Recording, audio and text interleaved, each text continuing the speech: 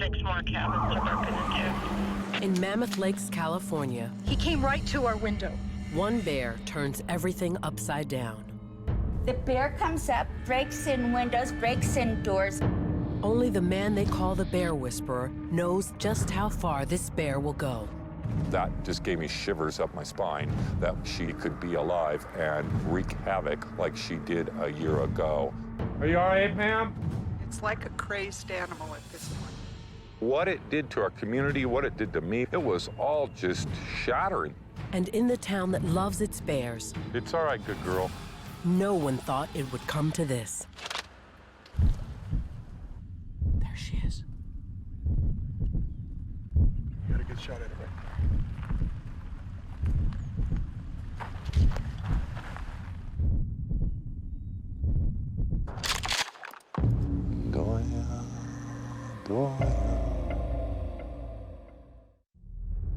Mammoth Lakes, a mountain resort town located in the middle of some of California's last true wilderness. We happen to live in God's country. We're a day's walk from Yosemite. It's just paradise up here, and so the people know it, and the bears know it too. The Mammoth Lakes area is very popular with black bears, and the residents down there have really taken to these bears. They feel that those are their bears, and rightfully so. I mean, they learn to live with these bears, and they become residents of the community just as, you know, the humans that live in the area are. As the town's wildlife patrol officer, it's Steve Searles' job to teach bears to be respectful of people and their houses. A bear that encroaches on either can end up being killed by authorities. No. Move away.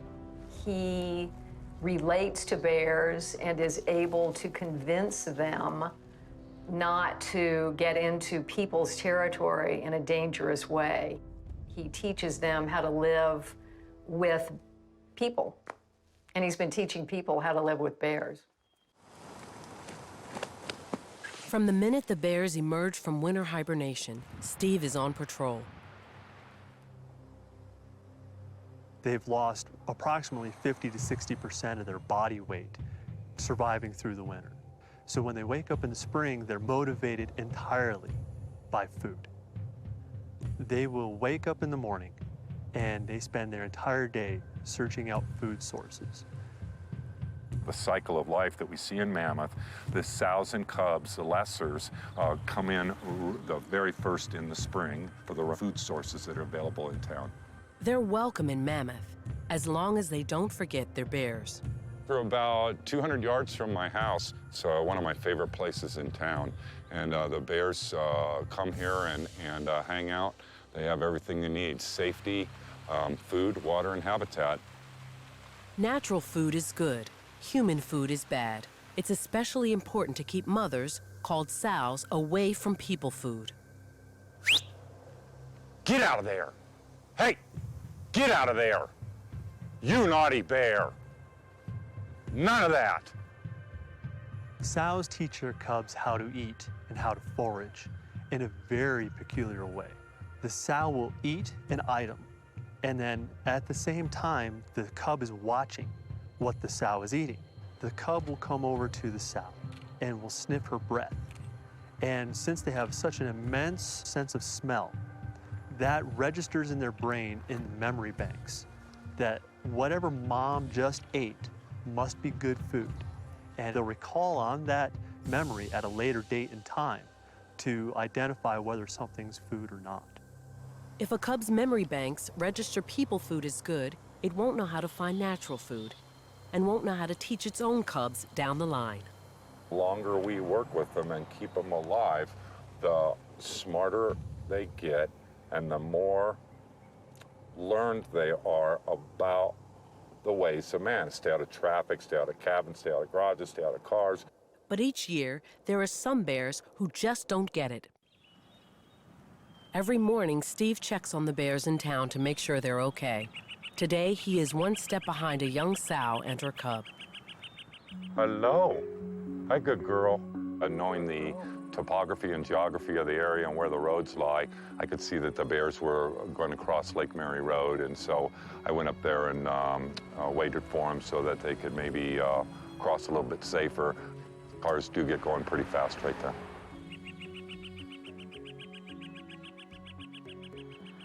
Here we go, here we go. As far as doing traffic control for my bears, it happens, you know, on a regular basis. I wish I could be there every time a bear crosses the road. She's right here, right on top. 99% of the time they cross safely. The other times, it's most often fatal. It's all right. It's all right. There you go. Go get your baby.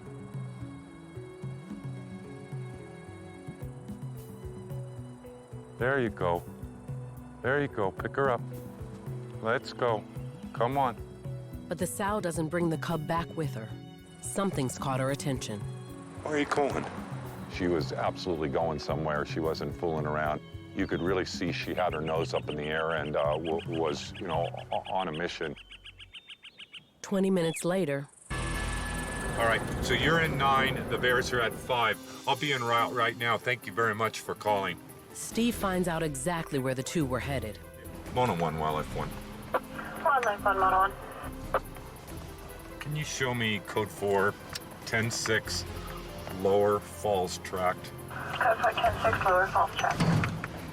The sow and cub were just trying to break into a cabin, and so we're going to respond up here and see if it's so that she's trying to bust in would be a bad thing. Hi. Good, how are you, sir? And you saw the bears? Oh yeah, it was a mama and a very young cub. These old cabins up here, you know, close to 100 years old, they were built as fishing homes. They're all single pane windows. They're easy to break into. It's kind of a target-rich environment. Hello? Did I see by the sow's body posturing and her nose in the air that she was on her way to commit a misdemeanor? Did I know she was going to break up a door jamb today? No, I'm not that good. For now, there's not much Steve can do. The bears have left the area. I need to catch them red-handed, and anything 5 minutes or longer after the act, I'll just pass on it. The bear won't have a clue what's going on, and I don't roll that way. Steve will work with the bear for any number of reasons. Get out of there! He uses non-lethal techniques to keep them away from crowds, You bad bear! to move them out of dangerous areas, and to let them know where they can and cannot search for food. Get out of there! You bad bear! I have dozens of tools at my disposal, everything from doing nothing and observing through pepper spray, pyrotechnics, flashbang devices, audio devices, things that smell, things that whistle, impact devices, rubber bullets. Every situation's different, and my job is to do the very best thing I can for the people and the bears. Wildlife 1, 4425. Copy that, thank you. Less than 24 hours after the sow and cub's attempted break-in, there's another bear report. This time, the bear got in. I have no tolerance for busting up homes. It really pisses me off when bears do this. Did you folks just get here? We just got here. I saw glass. I looked at the window, it was broken. I'm like, that's odd. I thought we were robbed. The kitchen is completely trashed.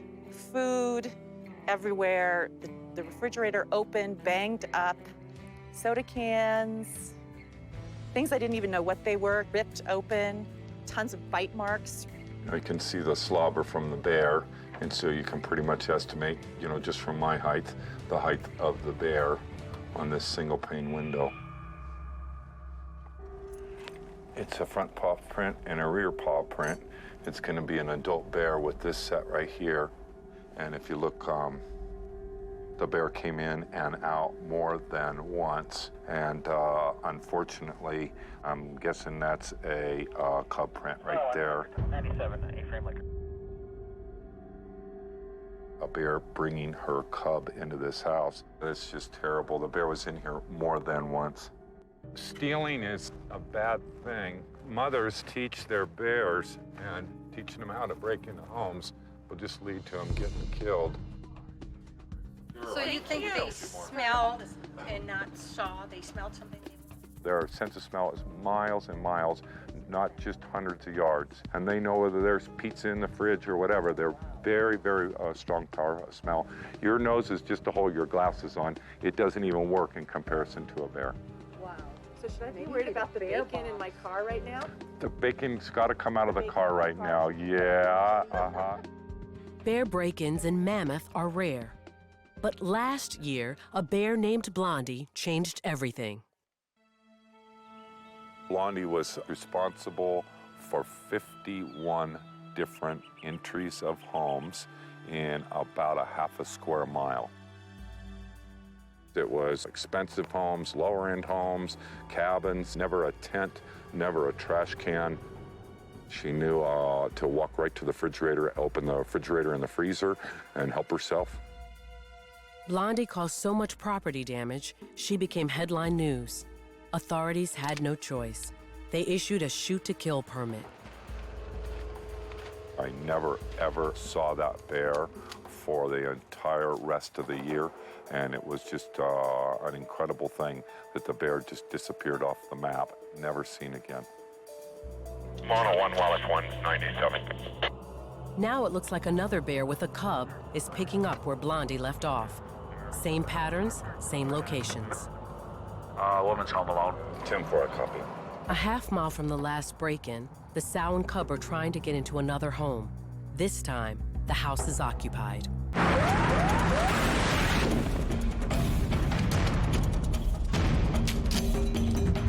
Hello? Are you all right, ma'am? Where are they at? There's nothing out here? No, ma'am. Are you okay? Yeah, I'm okay. All right. You can get through a window out there. All right. Bears should not be pulling on anybody's window, especially an occupied home. I take it very seriously, to get a bear shot. I wish I got here sooner, and I would have dealt with it right then, and we're just a few minutes behind the call.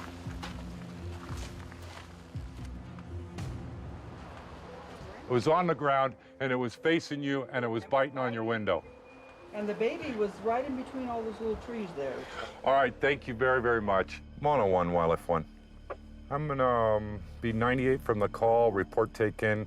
The bears are UTL, but I'll be patrolling the area for the next hour or so. Within a half hour, Steve gets the tip he's been hoping for. We had a call from one of my neighbors out here and let us know that the sow and cub was lurking around again. And if I can catch her red-handed, it'd be just great. Straight up this way? Yeah, right up the hill.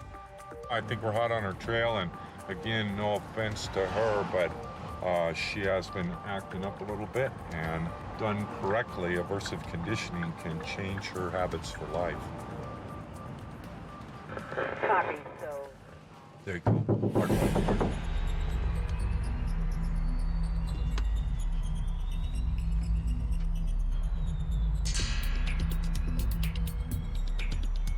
Steve stays a short distance away from the bears, hoping to catch them attempting another break-in. But then, neighborhood dogs frighten the bears. The sow runs one way, the cub heads up the nearest tree. With the sow and cub separated, Steve shifts his efforts from punishing the bear to reuniting her with her cub. We got 3 dogs on the bear right now. We got a baby cub right here at 10 feet. She can't leave the cub here. You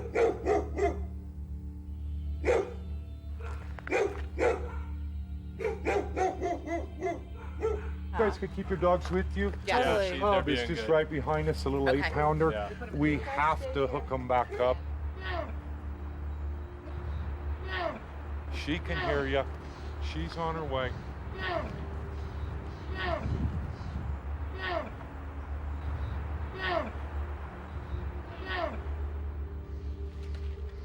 Here she comes. All right, all right. Hurry up. It's all right. Come get that cub.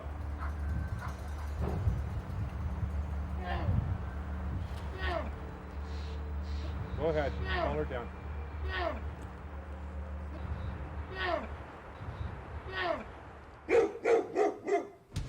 You're all right. Go home. Go on now. Go home. Go home. Go home. Let's go. Good dogs. Go home. Go on. Go on. Get. We almost had it down and reunite these guys. Those dogs just got loose again, which kind of irks me. But good dogs just, you know, charging after the bear, and that's what dogs do.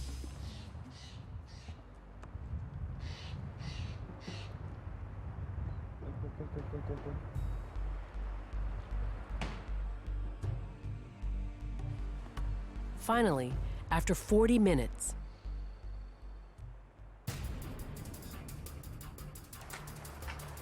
Here she comes. Move the sows down.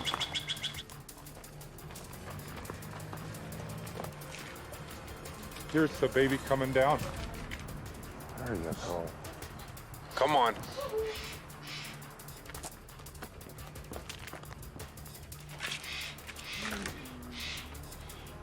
You're all right.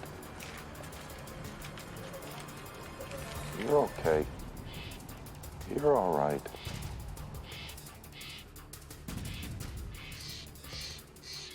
the sow and cub reach the ground, but there's still a lesson to be learned.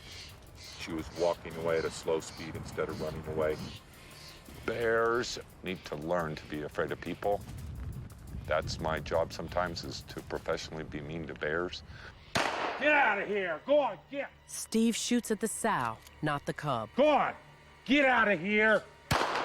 Go on! I lit her up and gave her a rubber ball on the ass. 101, Wildlife 1. I just fired 2 different rounds on this sow out on Woodman Street. We're code 4. Just FYI, if you get somebody calling in. They are non-lethal rubber rounds, light fields, and they work just great. It's a soft rubber, and just reach out and tap her and let her know she's in the wrong place at the wrong time. Don't be walking around midday checking windows. We'll treat you like any other perpetrator in our town. Steve measures his success with the bears by their actions. 24 hours after shooting rubber bullets at the sow and cub, they're staying away from homes and eating their natural food in the forest. It looks like the aversive conditioning is working. Wow, I mean, this is what it's all about. When we get them to practice more of this behavior and less human action behavior, my job is, I'm the luckiest guy in the world. In the quiet of the forest, Steve gets his first close-up look at the sow. These young bears are difficult to identify sometimes with them shedding out and changing colors. This one's a two-tone bear, a little bit unusual. It's a 3.5-year-old female. She came out of hibernation with 2 cubs. One died right away early in the spring, and then she was left with 1 cub. She entered at least 3 different homes while she had her cub. One of the really odd things is that the homes are all being vandalized in the daytime. Steve begins to piece together everything he knows about this bear. It all seems eerily familiar. The size makes sense. Her age makes sense. Every single thing indicates that it's the bear who entered all the homes. Last year, Blondie, that she could be alive and wreak havoc, that just gave me shivers up my spine. Dark head, dark legs, blonde straps and back blonde highlights. That hasn't changed much other than the blonde continues to darken, but those same basic color patterns, same age, same sex, same homes that are being broken into, Blondie never went in a single home at night. She only went in homes in the daytime, which made it even more offensive. When Blondie first appeared, she was an orphan cub who had to learn how to survive on her own.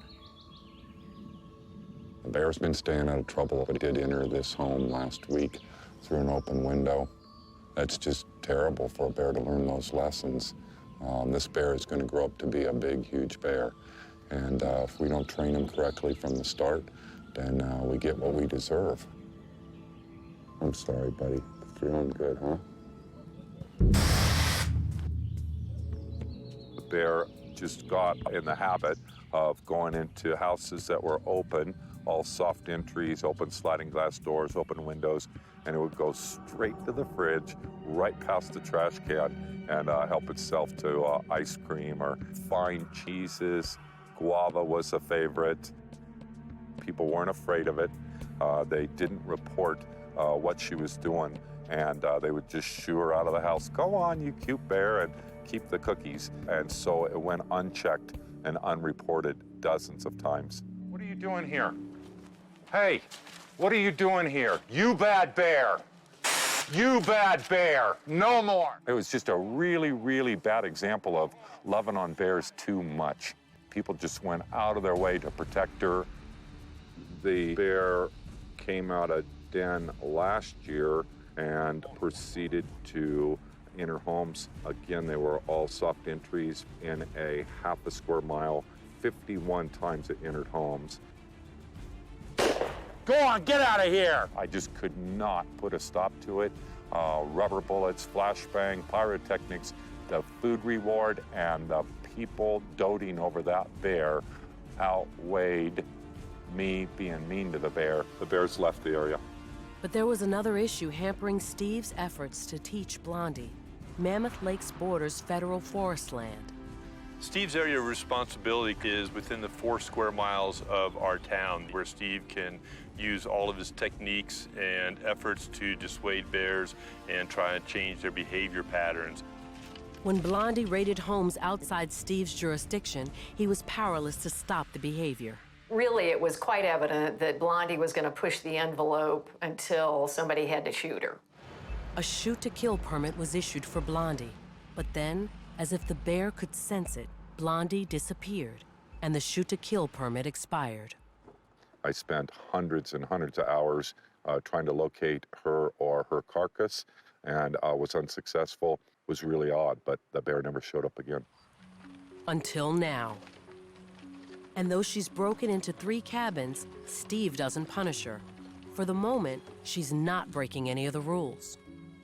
We reward our bears by silence and privacy for doing the right thing. It looks like she wants to suckle and feed her cub. And so we're just about to back out of here and we'll leave her alone. But she's being a good bear and it's great to see.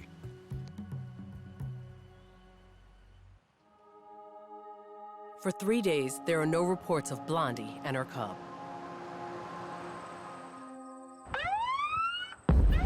Marty, and copy Wildlife 1. I was on patrol and the car in front of me came to an abrupt stop, so I stopped to see what the problem was. You could tell he was rattled. I walked up to the car. He wouldn't even roll the window down at first. Then he cracked it and told me that a car coming the opposite way up towards Lake Mary had just missed the mom bear and hit a cub right in front of him. No.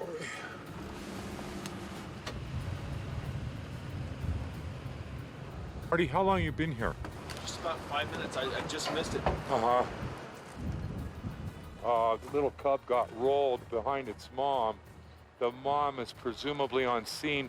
It was dragging the bear off the road, and not good at all, but we'll see if we can help a little bit. I can hear the sow and hear the cub. She's absolutely on scene, Marty. You got lethal on you? Yes. Yeah. The bear was moving like 20 feet each way. You can hear it go down a little bit, come up the hill a little bit. You know, it was moving around like it was pacing back and forth, you know. Sounds like about where that pine is right That's what I'm thinking too, Marty. You're right on top of it. We got out spotlights and started looking right off the roadway for the bear. It was right within 5 feet of us. She's, yeah, down to my left now. Right here, Marty. Oh. That's your sow. All right, good girl. All right, she's got it. Hello, good bear. The cub, she's looking to her right. The cub's to her right. Hello, good girl. Oh. Is she coming towards us or is she going down? No, she's probably trying to revive them. Okay, okay. This is a really steep slope right here. Watch yourself now. Watch yourself.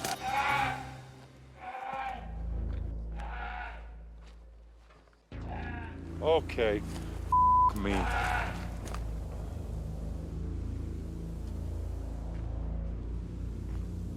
Where we can't work through this brush, that bear can come through here faster than the fastest human on Earth. You need to be careful when you're dealing with an injured bear. The cub is, you know, is all right.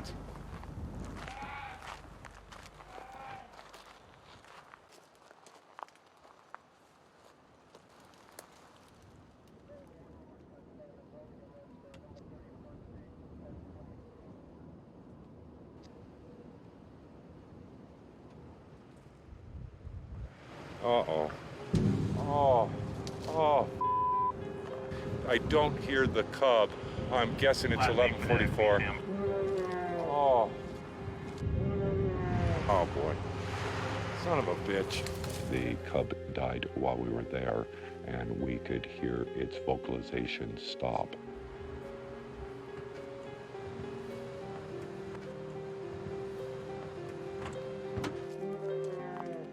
She's mooing over a dead cub, not a live one. Shoot. I hear ya. I hear ya. The mom was just mourning and haven't heard her sound like that before. I can't say what she's thinking. I could only hear her wailing in grief. Oh, girl. Oh, I wish I could help that thing more. You have a really, really anxious sow that's just lost her young, and for the safety of everyone involved, we're going to lay back off this scene. How friggin' sad. Thanks, Steve.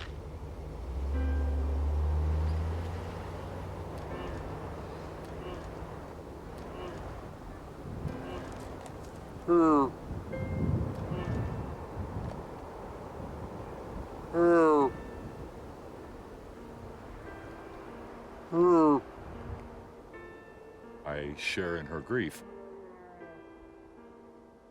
I've seen it go on for, you know,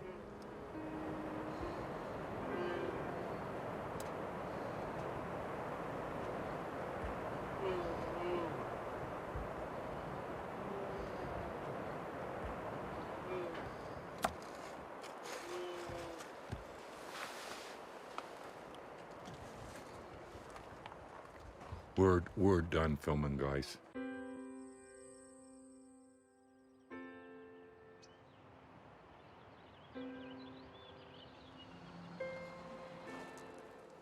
I didn't sleep at all, and the thoughts that went through my mind and the images, I replayed it a few times last night.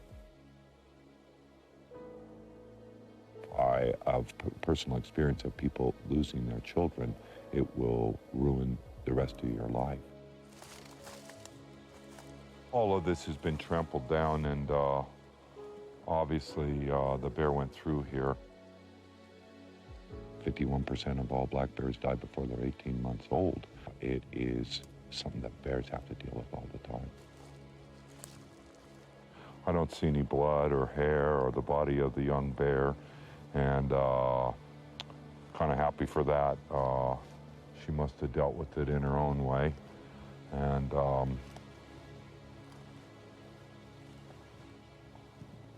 we won't have to do any body recovery today.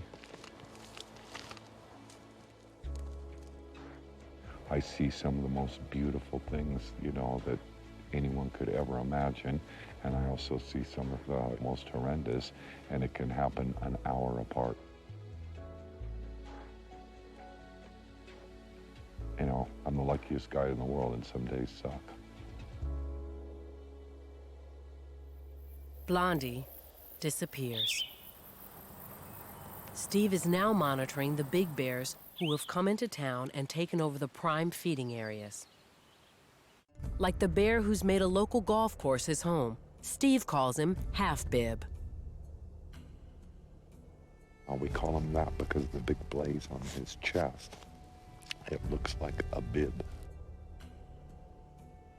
He comes out about this time every evening and enjoys the cool grass. Have a poop and a pee and a little bit of food and water. He's a no harm, no foul bear. He's never caused any problems in Mammoth.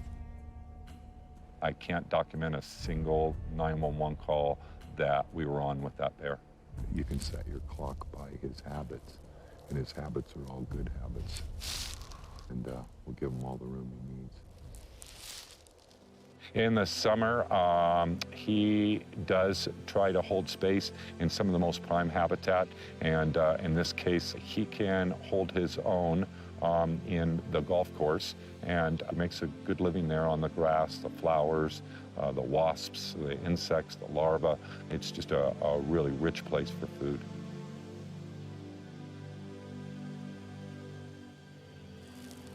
He's not so nervous around people, but other bears, and so his nose is constantly working, making sure that there's not other male dominant bears in the area.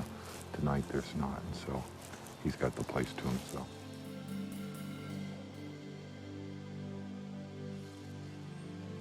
Big guy. Big guy. He isn't habituated, but does he know the ways of man, the traffic patterns, what time the bars close? He sure does. And he's a great example of the bears that we want to keep alive in Mammoth. But not all bears play by the rules of Mammoth Lakes.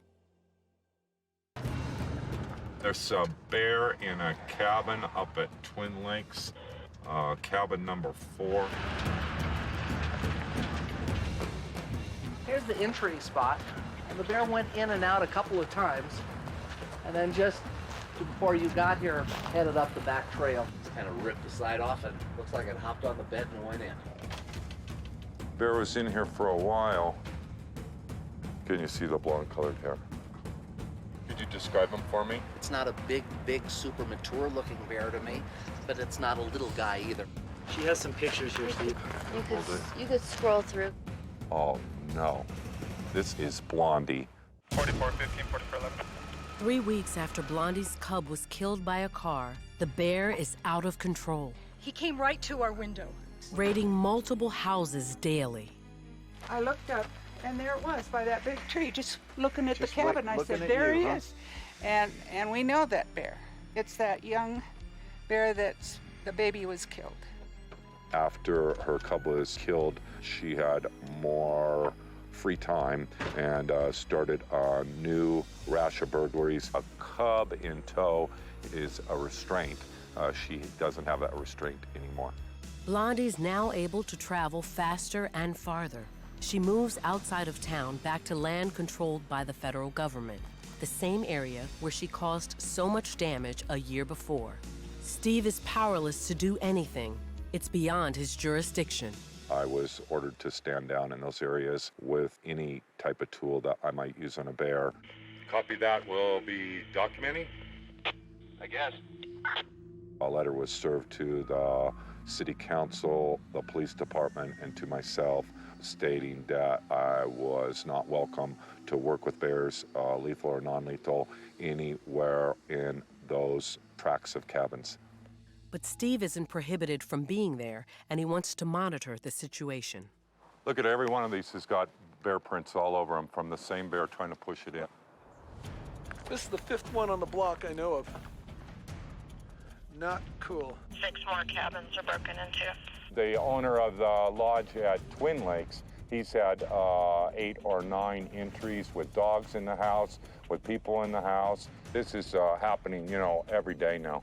The scene is so typical, cupboards opened, refrigerator opened, all the good sweet food gone. I think we're up to 17 or 18 cabins now up in the Lakes Basin in probably 3/4 of a square mile. They get pretty aggressive and pretty confident once they succeed. was not easy to shoo it away. And usually I can shoo them. And now I just feel we're all in jeopardy. We love the bears, and we hate to see anything bad happen to them, but my view is you do everything you can, and if there's nothing else you can do, then sometimes you have to get rid of it. What it did to our community, what it did to me, what it did to the reputation of the town, it was all just shattering. People were just horrified both ways. The people that wanted the bear killed, the people that didn't want the bear killed, the people that are in the middle of the road, the politicians. It was just absolutely insane. Bear comes up, pulls off the shutters, breaks in windows, breaks in doors, throws things everywhere. Don't be discouraged from picking up the phone. Yeah, but your police cannot do anything No. to get rid of the bear. If the bear breaks into that cabin and I'm in there and I shoot that bear, what happens? Do I have that right to actually use a firearm in my home? It's probably too late to save her now, and something needs to be worked out because we're here leaving our cabins up there vulnerable to that bear still. We have done everything that we know, and still right now we have a road bear.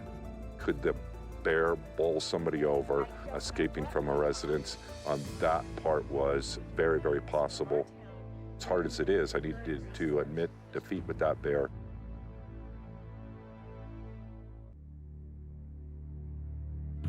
To destroy a bear, law enforcement needs what's called a depredation permit. We had a summer home owner get a depredation permit from the California Department of Fish and Game, which is a process that allows a homeowner to either remove themselves or contract with someone to remove a nuisance animal. She usually went in places that weren't occupied and that were shuttered up, and she would just tear the shutters off, push in the windows, and that's what made her such a dangerous bear, because there was no protection. I mean, if your shuttered cabin doesn't protect you from a bear, then you have no defense. Steve wants to be the one to take the shot. I have gone public asking permission to take the life of this young bear. I have a huge connection with this particular bear. I've spent countless hours dealing with this. If you're not prepared to remove a certain bear out of the population, then you shouldn't be in this line of work. But the permit is for property outside of Mammoth city limits. That bear is in a jurisdictional mess and is on the other side of an imaginary line that the Forest Service owns that property, and it's not within the 4 square miles of town proper, then I'm not allowed to do my work. And boy, am I pissed off. By law, the destruction of the bear falls to federal government trappers who will capture and euthanize her. Relocation is against California Fish and Game policy. We have multiple tools at our disposal that we can use in order to capture a wild bear.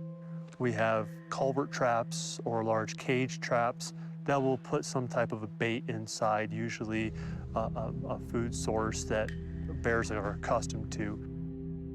When the bear crawls into the culvert and grabs that bait, it releases the doors and they slam shut, and then they lock, and then that bear is trapped inside the culvert trap. And, you know, typically they're euthanized with a firearm. Bears being shot in the head in live traps bothers me, and especially when it could be prevented. Whatever happens, we should be responsible for ourselves and for our bears. That's why it says don't feed our bears instead of don't feed the bears, because they're not somebody else's bears. They're our bears, and you ought to be responsible for them, good or bad. That night, the traps are set. Blondie never shows.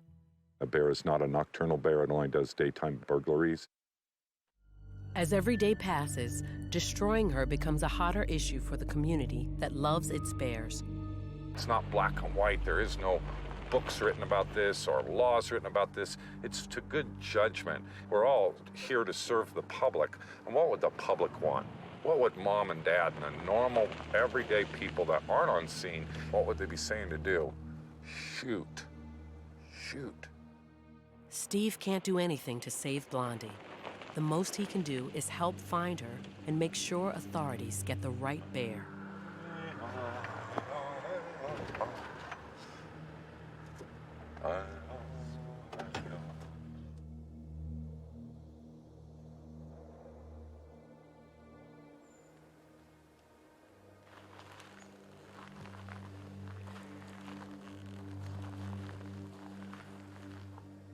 When I pulled in there, I could see that one of the cabins that was broken into last week, that the windows had been repaired. All the shutters had been torn off, the screens had torn off, the window was covered with her prints. David 1, Wildlife 1. Wildlife 1, 4410. Yeah, it's breaking into another cabin now.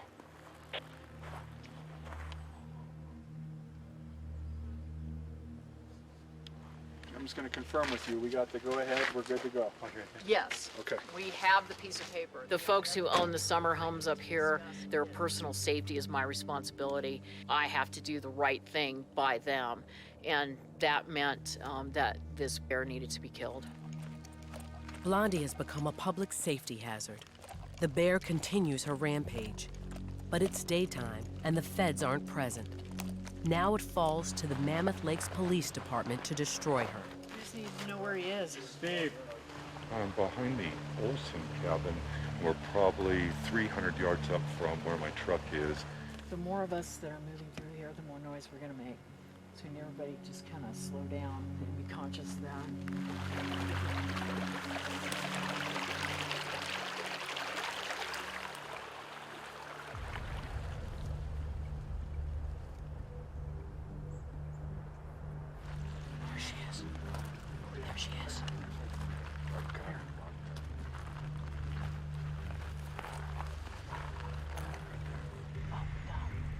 You got a good shot at it right now.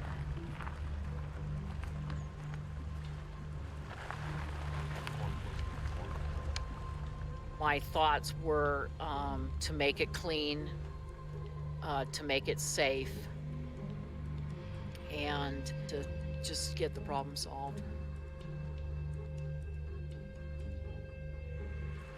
The bear was probably full from eating and was laying down at the base of a tree. I stayed eyes on the bear. They got locked and loaded.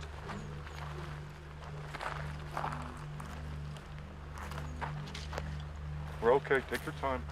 Take your time, Karen. Yeah, I'm sorry.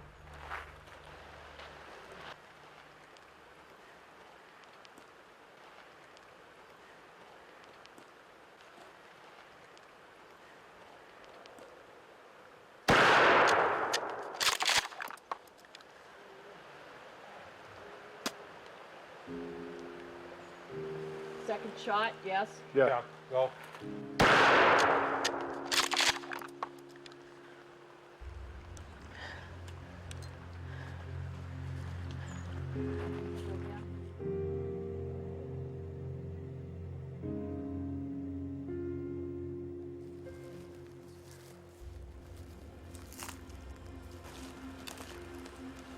Yeah, everybody stand down. Okay, I need to talk to you. Sure.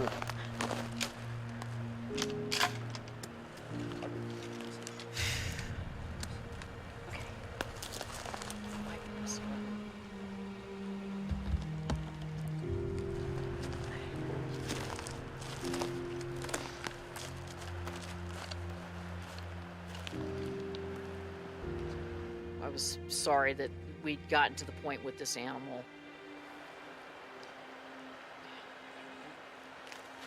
It's just, we have such a unique environment up here. We certainly, as human beings, have a responsibility in that, and that we allowed the animals to get to the point where they started to look for human food instead of their own. I got a vested interest in it. My cabin's been broken into 3 times in the last 3 weeks. Okay? I understand that, Did you get sir. him? Yeah. Yes, sir. And she's actually a she. And yes, sir. Is that the way? That's the one. We're really happy that the authorities came here and took care of this guy. It's too bad, but it's tough. You know, they can be smart about those. Yeah. Or it might have taken her a day to go in, but, you know.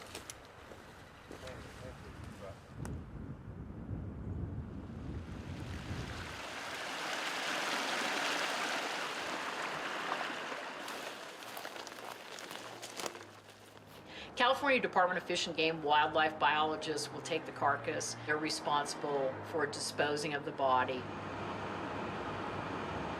For the time being, I've taken possession of the bear. Maybe collect our thoughts before we turn the bear over to be put in the landfill.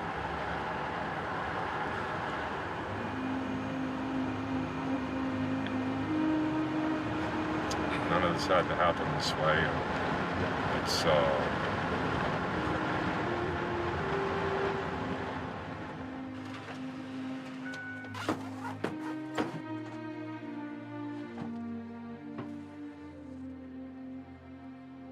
I'm not a religious man, but I think I'm a spiritual man, and the Native Americans taught me to follow their lead and make an offering to this guy, help this guy along a little bit best we can.